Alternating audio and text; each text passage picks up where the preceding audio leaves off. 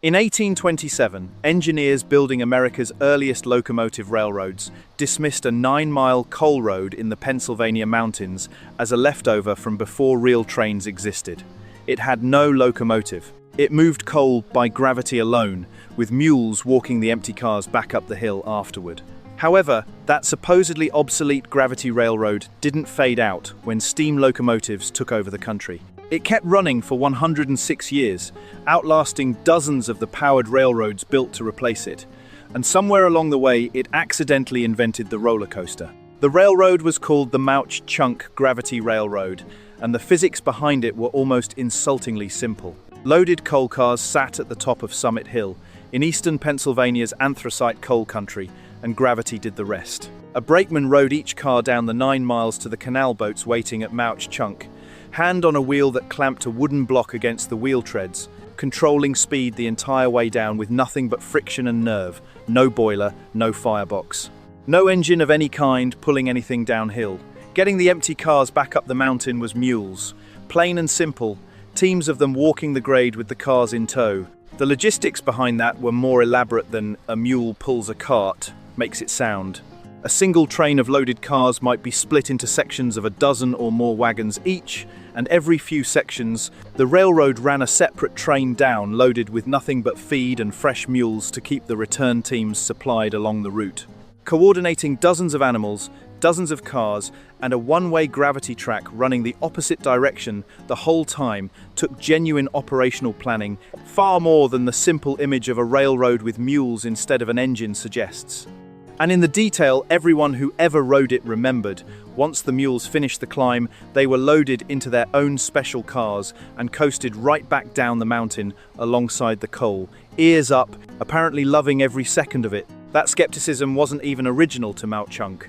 America's actual first railroad, Massachusetts Granite Railway, opened a year earlier in 1826, and it also ran without a locomotive, using horses and gravity to haul granite blocks for the Bunker Hill Monument. Long before anyone had proven a steam locomotive could reliably pull freight across ordinary American terrain, gravity and animal power were simply what railroading looked like. The engineers dismissing Mauch-Chunk as outdated in 1827 were, in a real sense, dismissing the exact same technology their own profession had been built on just months earlier. The rush toward locomotives was still an unproven bet at that point, not a settled fact, even though it felt that way to the people racing to build the next one. By 1827, that setup already looked like a relic to plenty of the era's railroad builders. Locomotive railroads were the future everyone was racing toward. The Baltimore and Ohio broke ground the same year the Mauch-Chunk line opened, and within a decade, steam locomotives were pulling trains across multiple states, while a coal road in the Pennsylvania hills was still relying on gravity and pack animals. A gravity railroad with mule-powered return trips looked, to plenty of contemporary engineers, like exactly the kind of transitional technology that would be obsolete within a generation. It wasn't obsolete. It got busier. By the 1840s, demand for anthracite coal had grown so much that a single gravity track with mule traffic couldn't keep up, so the company built an entirely new return route. This is where the design actually got clever instead of primitive. Rather than adding a locomotive, engineers built 2 steam-powered stationary engines at the tops of Mount Pisgah and Mount Jefferson, each one turning a massive 28-foot drum that wound in a cable running down the incline. A small unpowered car called a Barney sat at the bottom of each incline, latched onto that cable, and towed the full-size coal cars up the slope behind it. The Barney itself carried no engine either, just a wheeled platform shaped to fit snugly under the car it pushed, dragged uphill entirely by the cable overhead. The steam engines themselves never moved an inch and never touched a rail anywhere on the route. They just sat at the mountaintop, turning drums, hauling cars up on a wire. Once a car crested the summit, gravity took back over for the ride down the other side. The completed loop stretched 18 miles in a rough figure eight, and not 1 foot of it involved a locomotive rolling on the tracks. That distinction mattered more than it might sound like. A conventional steam locomotive of that era was, functionally, a small, mobile, high-pressure boiler being dragged over uneven ground at speed, and boiler failures were a genuinely common way for 19th century railroad crews to die. The Mauch chunk system kept its two boilers stationary, bolted to solid mountaintop foundations, tended by engineers who never had to worry about a locomotive derailing, jumping the rails on a curve, or losing traction on a wet grade. The moving cars themselves carried no engine, no pressure vessel, and nothing that could explode. Whatever else you wanted to say about a gravity railroad, it had already solved the single deadliest failure mode of every powered railroad being built around it. Plenty of those powered competitors didn't have that same luxury. Early American railroading in the 1830s and 1840s was littered with short lines built fast, financed thin, and abandoned within a decade or two once a locomotive failure, a bankruptcy, or a more direct competing route made the original line pointless. The Mauch chunk gravity system, by contrast, needed almost nothing to keep running beyond gravity itself. A functioning brake on every car, and two stationary engines that barely changed in design for decades. Simplicity turned out to be a form of durability nobody had planned for on purpose. Eventually, the coal business did move on, just not in the way anyone expected in 1827. By the early 1870s, newer railroads reached the mines directly, offering faster, more direct routes to market than a 9-mile gravity loop feeding a canal. The Mauch chunk line lost its reason to exist as freight infrastructure. Almost any other short line from that era would have simply shut down at that point. Instead, the gravity railroad pivoted completely because it turned out the exact same ride that had been hauling coal for 40 years was also one of the most thrilling things a 19th century American could experience for the price of a ticket. Riders coasted the return track at speeds that reportedly touched 50 miles an hour, whipping through curves and drops carved into a mountainside, decades before anyone had built a ride specifically to produce that feeling on purpose. That ride became the direct ancestor of the modern roller coaster, and not in some loose, inspirational sense. When engineers in New York wanted to build the Dunderberg Spiral Railway in the 1880s, explicitly designed as a thrill ride rather than a coal hauler, they modeled it directly on the Mauch chunk switchback's figure-8 layout and its incline and Barney mechanism.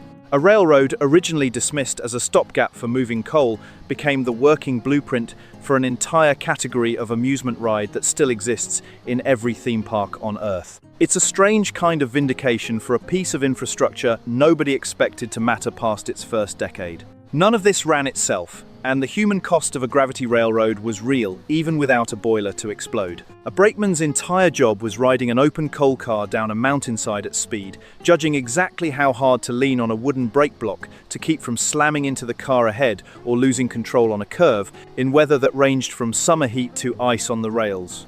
A single, misjudged block of wood pressed too hard or too late meant a runaway car with a person standing on it and nothing but a hand crank between them and the bottom of the mountain.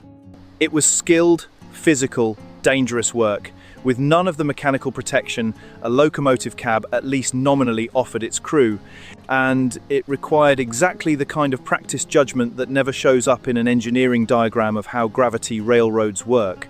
The core idea behind Mauch chunk never actually went away, either. Funicular railways, essentially a modernized version of the same cable and gravity principle, still carry passengers up mountainsides in cities from Pittsburgh to Hong Kong to dozens of towns across the Alps, using a stationary winch at the top and gravity assisting the downhill car exactly the way it did in 1827. San Francisco's cable cars run on a related idea, gripping a continuously moving underground cable rather than carrying their own engine. None of these systems get billed as cutting-edge technology today, and none of them need to be. They're doing the same job Mauch chunk figured out 2 centuries ago, with the same short list of things that can go wrong. The Gravity Railroad's tourist chapter lasted far longer than its freight one. From the 1870s onward, riders came specifically for the thrill, and the operation kept running essentially unchanged, using the same mountaintop steam winches and the same gravity-fed descent for another 6 decades. What finally ended, it wasn't a mechanical failure or a competing technology at all. The Great Depression gutted tourist travel across the entire country. Ticket revenue collapsed, and in 1933 the Mauch chunk switchback railway ran its last car.